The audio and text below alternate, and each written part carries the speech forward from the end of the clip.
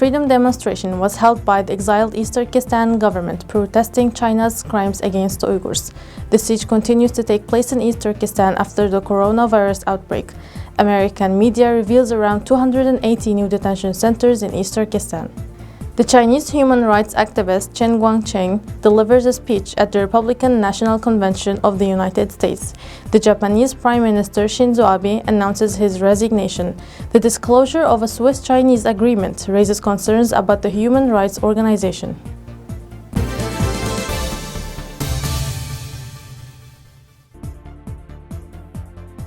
The exiled East Turkestan government and its supporters organized a worldwide protest against the Chinese occupation in East Turkestan.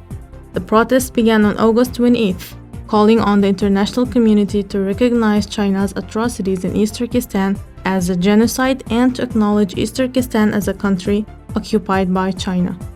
They call on countries around the world to take practical measures to liberate the territorial integrity of East Turkestan. Speaking on this occasion, Mr. Salih Khudayar said that this protest is very important and that the international community must realize the fact that East Turkestan has always been an independent country and that the Chinese government has been committing genocide for 70 years since its invasion.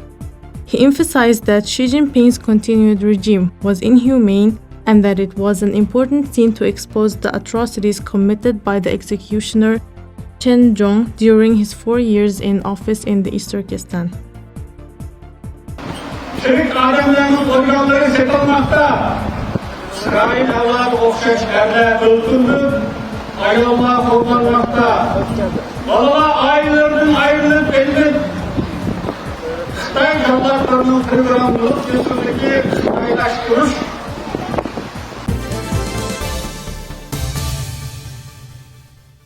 According to the BBC statements on the 24th of August, that since the outbreak of a new wave of coronavirus in East Turkestan on the 15th of July, more than 800 people have been confirmed infected, most of them residing in Urumqi.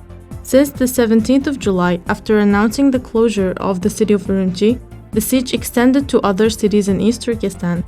Homes were closed on the 4th day, and as of the 7th day, strict quarantine measures were taken, such as taking medicines that were not mandatory for residents, moreover, restricting their freedom of movement. Also, they should photograph themselves during their medication appointment and send it to each group based on a monitoring and mutual reporting policy. Although there were communities in which any coronavirus case had not been reported, the local government monitored this tightly without giving up its control. In August, some of the residents reported that non-crowded gatherings were permitted. However, they did not answer any further questions related to the compulsory treatment that is being circulated in East Turkestan. At least 6 people were sent by their community committee in East Turkestan to the BBC that they were forced to drink Lianhua Qingwen capsules, Arapido, and other Chinese herbal medicines. In a phone call from the Urumqi City Community Committee, a man stated that he was in close contact with a number of people infected with the virus by examining their data, and that they would be kept under surveillance without mentioning the reasons. According to a press release issued by the Chinese Centers for Disease Control, the procedures for taking huge data and examining citizens, in addition to using facial recognition techniques for detection, are only to preserve public safety. As of August 16th, no confirmed cases of the Chinese virus have been recorded in East Turkestan, but the so-called preventive measures from the Chinese government are still being tightened.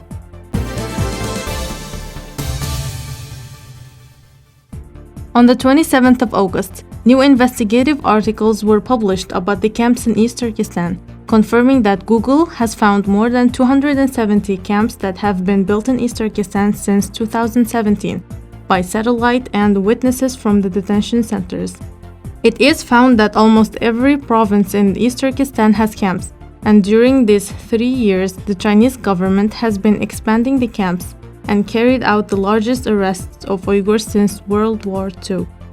China initially used old school buildings and government buildings as detention centers, but later expanded the scope of kidnappings and built large-scale camp buildings.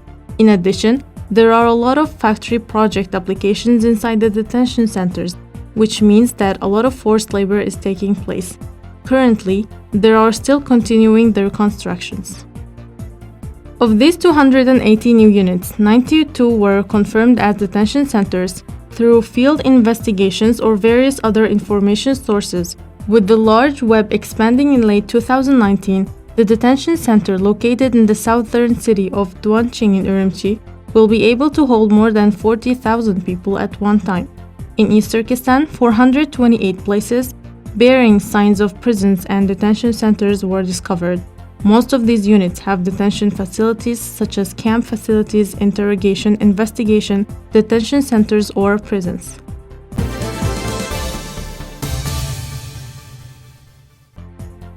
Chen Guangcheng, a well-known Chinese human rights activist, a lawyer for the rights of the blind, was imprisoned from 2006 to 2010. His wife and daughter have been under house arrest since 2005.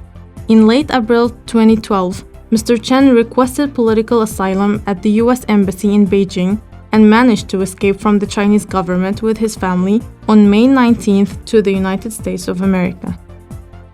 On August 26, Chen Guangcheng made a speech addressing the American people at the Republican National Convention, which takes place every 4 years in the United States. Mr. Chen gave his speech in English while wearing his black glasses, reading in Braille, saying that the Chinese Communist Party is the enemy of humanity and that it threatens not only the welfare of its own people but the whole world. Although the duration of Mr. Chen's speech did not exceed 2 minutes 45 seconds, he revealed a lot about the essence of the Chinese Communist Party, stressing the need to avoid the appeasement policies adopted by the Communist China, calling on the United States to cooperate with other democratic countries and to stop the threat of the Chinese aggression. On the 27th of August, Mr. Chen was interviewed in The Voice of America, in which he talked about the Chinese government's crimes and its status against the humanity for Americans and for the world, as it poses a great danger to the entire world. And he continued, indicating that the Communist Party silences its own people by terrorizing them and passing charges such as national terrorism and ethnic separatism, and also explaining China's endeavor to suppress free democratic values in other countries and nations. The best example of this is the spread of the Chinese virus epidemic to the entire world, which has changed the daily life of everyone. If the United States continues to adopt calm policies between it and China, this will affect the final elimination of democracy not only in China but in the entire world. President Donald Trump posted a video of Chen Guangcheng's speech on Twitter, and the number of views exceeded 1.5 million in less than 24 hours. My family to the United States, where we are now free.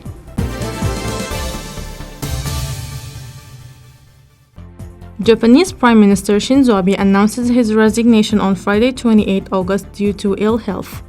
Earlier, Japanese media quoted sources close to the Prime Minister as saying that Prime Minister Shinzo Abe's term will end in 2021 and that he may have announced his resignation due to ill health. In the past 2 weeks, Shinzo Abe has been hospitalized twice for ulcerative colitis. At the recent medical examination, I started to worsen when the symptoms of ulcerative colitis reappeared and it seems to be affecting my work. So I decided to resign from my position and hope people to understand me well, Shinzo Abe said at a press conference. Shinzo Abe first took office in 2006 but resigned soon after due to ill health. He returned to power back in 2012 and served as Japan's longest-serving prime minister. Over the past 8 years, Shinzo Abe revitalized the national economy by creating an economic model for Shinzo in Japan, strengthening security cooperation with the United States, insisting on China's regional expansion, and actively expanding Japan's role in regional and international security. In recent months, Shinzo Abe has been accused of failing to deal with the Chinese virus epidemic, causing severe economic setbacks and eroding popular support. Japan's Chief Cabinet Secretary Yoshihide Suga, Defensive Minister Taro Kono, and former Defensive Minister Shigeru Ishiba are all expected to be successors to Shinzo Abe.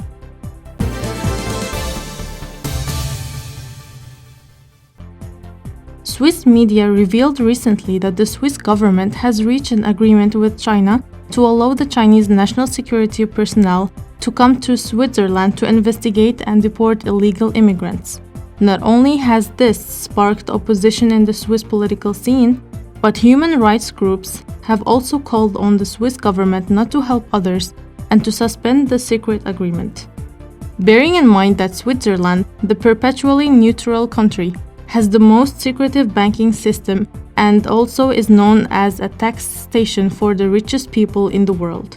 However, this was not the first agreement. In 2015, Switzerland and China signed a secret agreement requiring Switzerland to issue a 14-day visa to Chinese state security personnel to enable them to travel to Switzerland, which bears the accommodation and food expenses of security personnel, who in turn perform the identification of illegal Chinese immigrants and return them to China and investigate them. According to Swiss Info, a subsidiary of Radio Switzerland, it was recently revealed that the agreement between Switzerland and China will expire this year and that talks are underway to extend the agreement. The Swiss Federal Migration Secretariat confirmed that there are many countries in Europe, not just Switzerland, that have signed similar agreements with China, and that the agreement, which was signed in 2015 in Switzerland, was not disclosed as being an administrative agreement. A source from the Federal Secretariat for Migration said that only one return has taken place since the agreement was signed with China. When the Chinese delegation visited Switzerland in 2016, it said it had returned 13 people, including 4 asylum seekers. In 2015, it was secretly signed on the main goal of the Chinese state security personnel to go to Switzerland and return home, as it was possible to arrest corrupt officials who had fled via Interpol, Switzerland, and China. This agreement raised doubts and questions as to who they are, what kind of secret agreements the Swiss government signed with China, and whether the Swiss people have the right to interfere in these matters. The Swiss financial services industry has long been a paradise for the world's richest people, and even the size of the wealth of high-ranking Chinese officials in Switzerland has always been a point of attention. According to WikiLeaks, top Chinese officials have more than 5,000 accounts with Swiss banks, 2/3 of which are central officials. Thank you for watching us. See you next week.